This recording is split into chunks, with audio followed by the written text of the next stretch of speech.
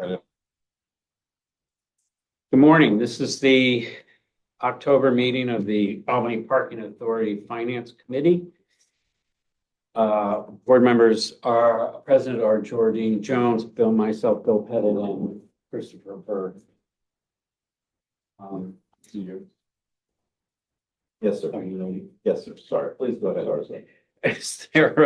Has everybody had a chance to read the minutes of our September 19th, 2025 meeting?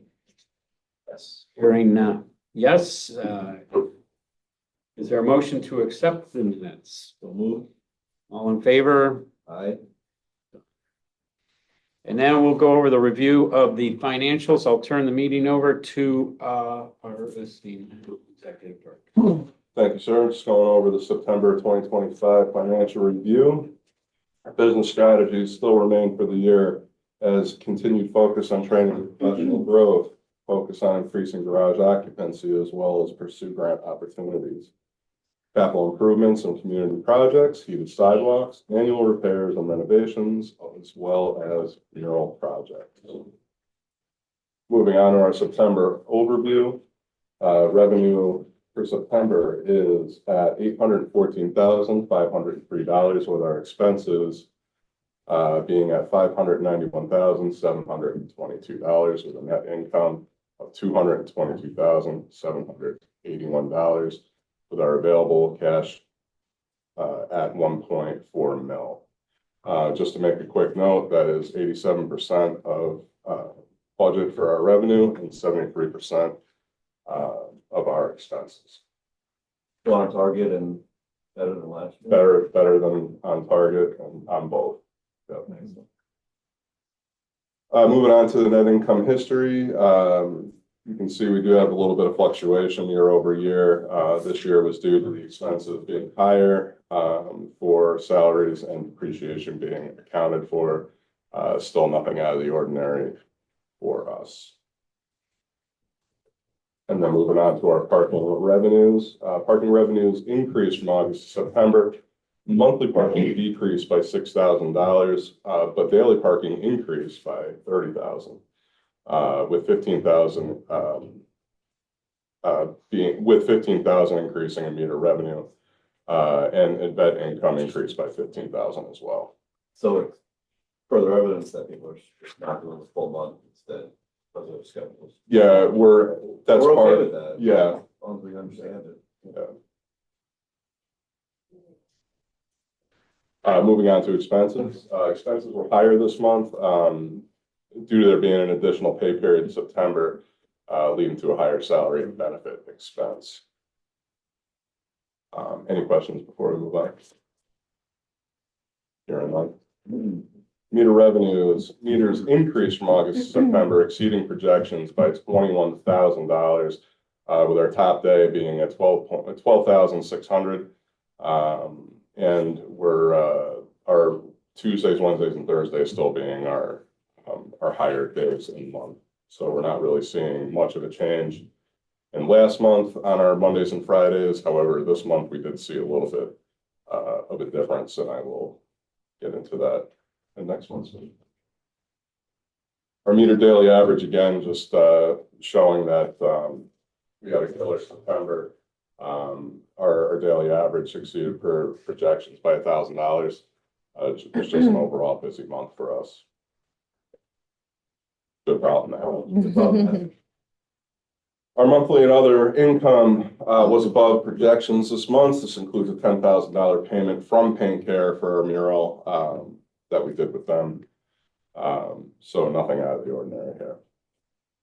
I've gotten some really positive feedback on the latest mural. Yeah, great. People love it. Great. Even on the building here, and they're asking about the one on the over here. That's not us though. Is No. it? No. That's Center Galleries. No.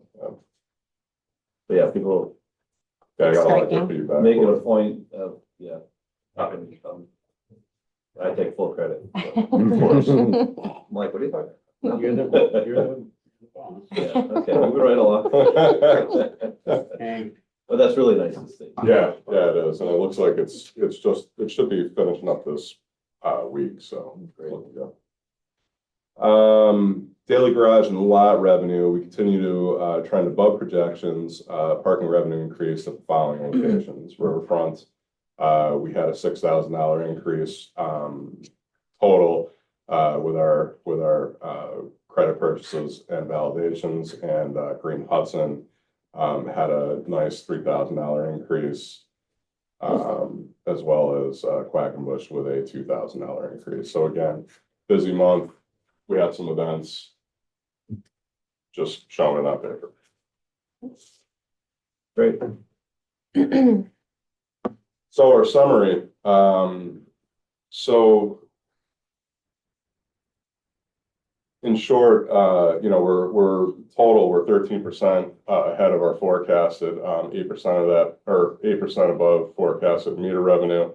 Our monthly and other revenue is 6% above our forecasted, and 26% above forecasted for our daily garage and lot revenue. And then our event revenue showing a 43% increase from forecasted. Just, you know, proving what I said, that we've had a business month for events. It was Adam Sandler, Ken Burns, George Thorogood, and the Destroyers. Oh, I missed George though. Yeah, you could have had 44% of an increase if you want Anyway.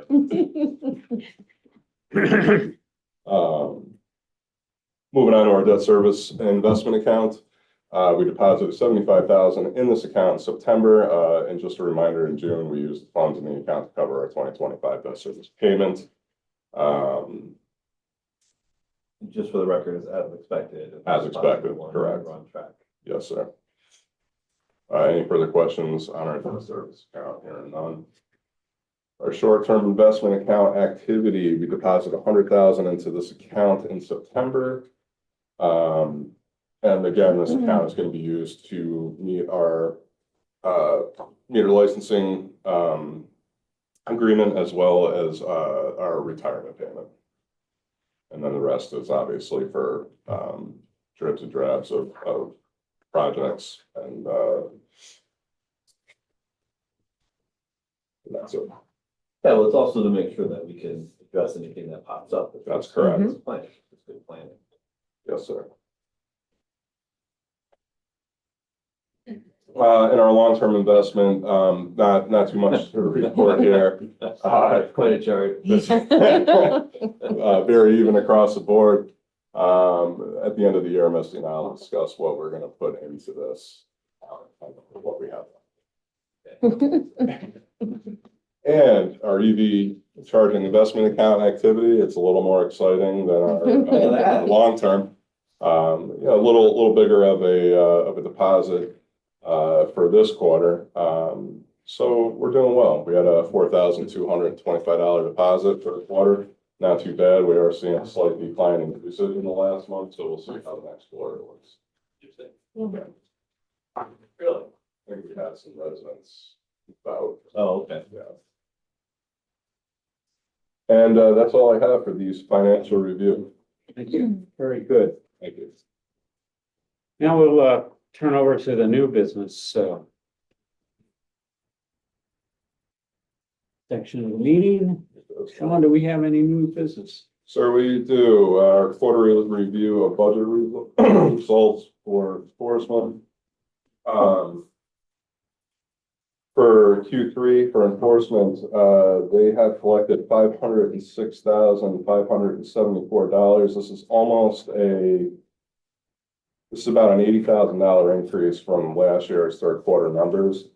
Enforcement is doing extremely well for the third quarter, and we're actually in October we're going to be exceeding our projection possibly by $100,000.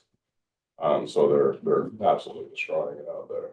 Due to really stabilizing staffing and being more consistent. Yeah, and plus we got a real firm grip on the equipment issues. We just identified one major issue that it's going to be a cheap fix for us. Has to do with moving from a physical server to the cloud service for Genetec.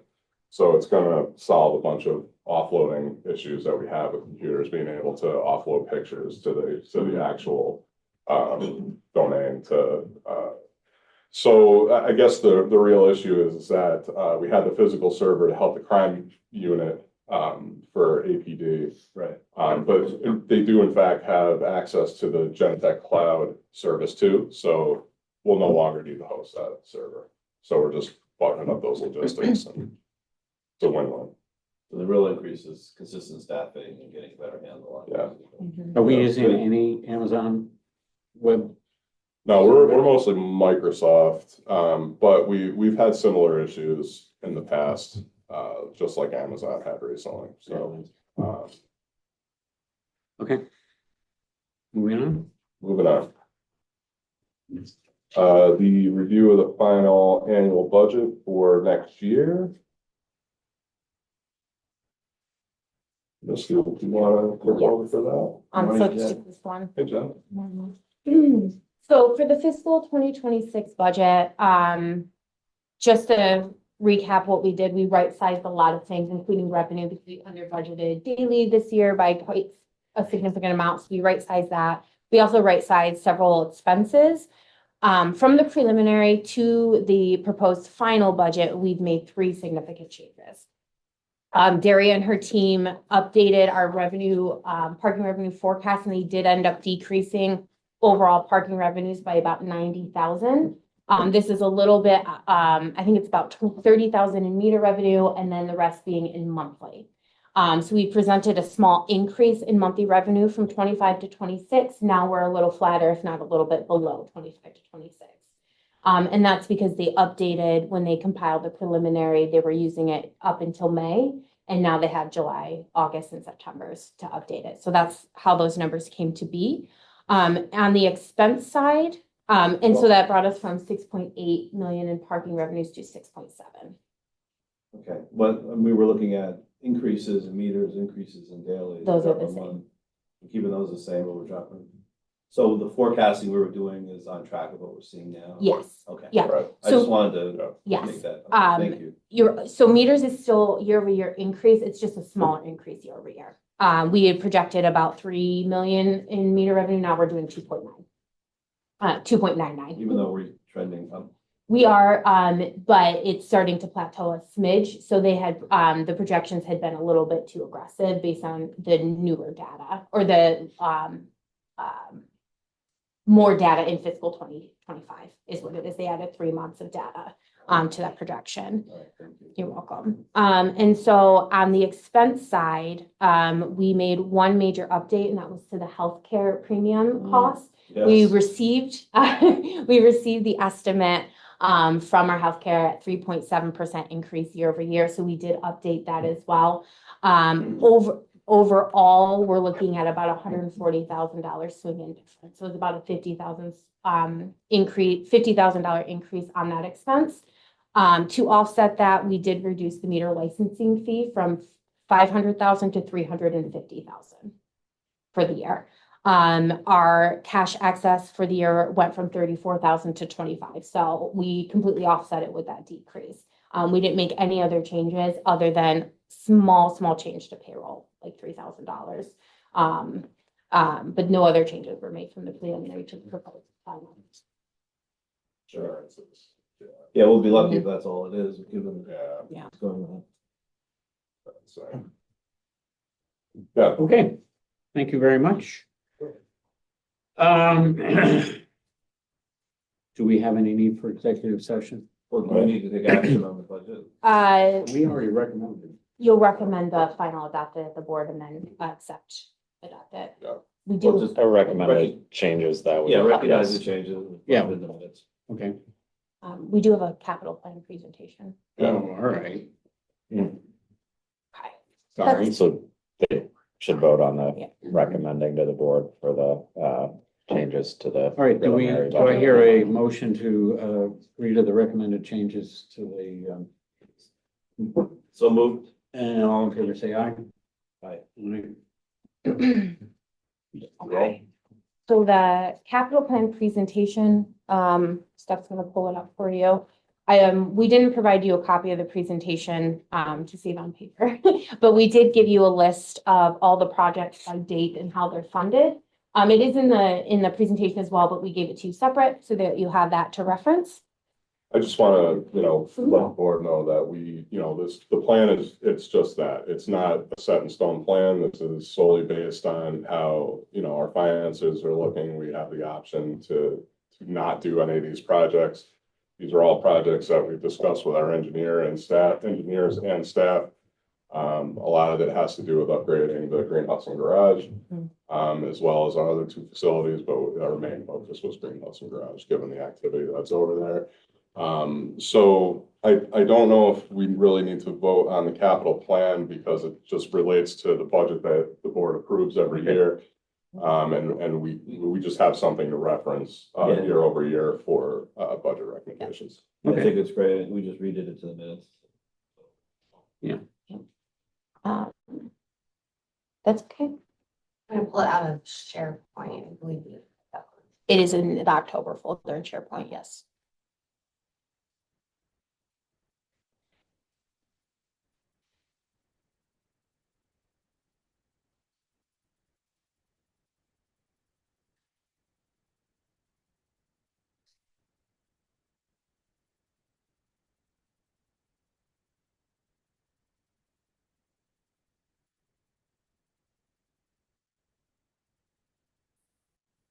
Beautiful.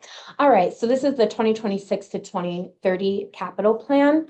The summary of the process, as Sean already referenced, we have consulted our engineering firm to look at Green Hudson for structural and repairs, renovation works for the long term. That's part of our capital investment strategy as well. But also for any upgrades that they identified as part of that. So that included like elevator upgrades, some lighting upgrades and things of that nature. We took a hard look at what our available funding is going to be and what our capacity for expending new debt is going to be. As we talked about in the in our preliminary budget, we are focusing on diversifying how we issue debt between bonds and loans and making sure that we're not so strapped when it comes to our debt ratio that's required of our bond covenants. So that is factored into this. We also did a walkthrough of all of our facilities with, I think, almost all of our staff, and took into consideration the customer experience, looking at it from a customer's point of view, driving in, feedback from staff of what they would want as a customer and what they park in the riverfront garage and what they see as issues. So that is factored into the projects that were selected and how we rated them. We did rank projects low, medium, or high priority. That way we can identify areas where we can, if projects come in over cost, where we can cut back or delay or postpone based on necessity. And we're prioritizing safety and infrastructure concerns is our primary goal. So the total project plan is for $20.3 million. It includes an assumed issuance of $12 million in new bonded debt. Other new debt will be loans and loan adjustments at $2.6 million, and then the rest will be cash flow. We do have some grants built in here as well. Those are grant dependent projects will be grant dependent. And then we have, it also includes our annual repair and renovation work at $1.4 million. And that's what we do already as part of the operating budget, but it's important to include it in this as well. Here's a list of the projects. They're the next two slides. We also gave it to you separate. As you see through this, a lot of it is just upgrading our facility. New signage on the exterior, new signage on the interior, whitewashing, color coding Green Hudson, things of that nature, electrical upgrades, things that just need to happen so that we can future-proof the garage and prepare for all the other things that are happening in the downtown area. Would you like me to go into more detail about those specific projects? I don't. Okay, all right. So then we'll go to the funding breakdown. So this is exactly what the breakdown looks like. 58% of the plan is going to be funded by bonds. That's Misty, Jay? sorry, Yes, sorry to yes. interrupt. Can you go back one slide? What is Yep. the master bike plan? How does that relate to? The master bike plan is something that we are doing. It's kind of related to our strategic plan about sustainability and commitment. So part of that includes like bike racks, bike storage units, tools. Potentially, we've looked into, or we're starting to look into EV bike charging stations and where we could put those so that we can help make the waterfront more accessible and the bike path along the waterfront more accessible. So it's part of our related to our overall strategic plan. Not necessarily parking, but how we also give back to the community and help with those items. Thank you. No scooters, that's all. We haven't talked about scooters. So all projects that are financed with bonds are high priority projects. That is because once we issue the bonds, that's a finite amount of money. So we want to make sure all the high priority projects get taken care of with that funding. So any high priority projects are bonded. Projects funded with cash or loans is ranked as low or medium. Cash projects are primarily low. There's a couple medium in there, but it's because like the low priority projects, if we don't have the funding, we'll be able to either delay or postpone or potentially cancel the project. Are those high priority projects mostly asset related, not expense related?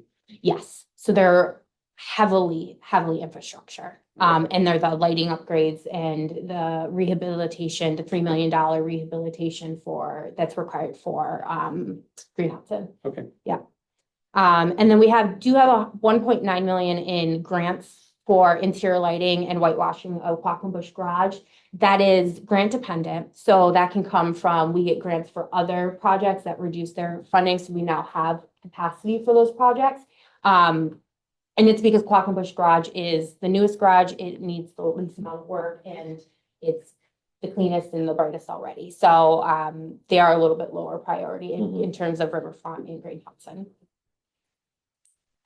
And then the priority rankings, looking at the overall projects, 43.1% of all projects are ranked as high priority, while 58% of projects are bonded. So we've built in contingency with our bonds as well, again, to make sure that the high priority projects have funding available.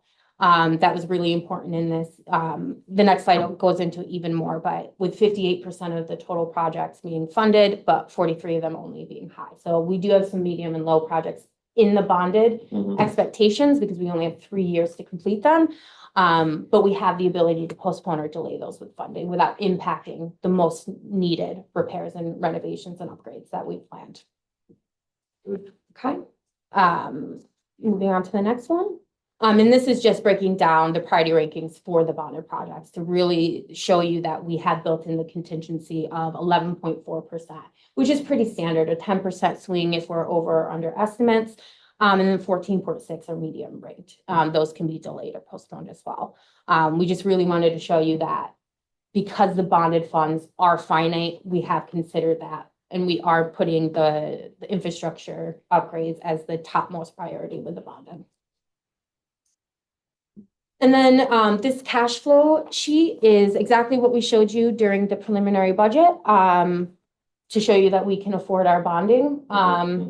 Expected, we currently pay $575,000 for our $4 million bond that was in 2023. We expect a $12 million new bonds to be between $850,000 and $900,000 extra payments. So we're looking at a 1.4 on average for a total bond payment. That's at a 5.5% interest rate assumption. Might be lower. We're not sure, but safety net, we're going to be able to comfortably fit in these new bonds with potentially additional capacity for future. And then I have broke out the timeline for you. In 2027, we're going to fund $11.3 million in projects. 9.6 million is going to be of the bonded.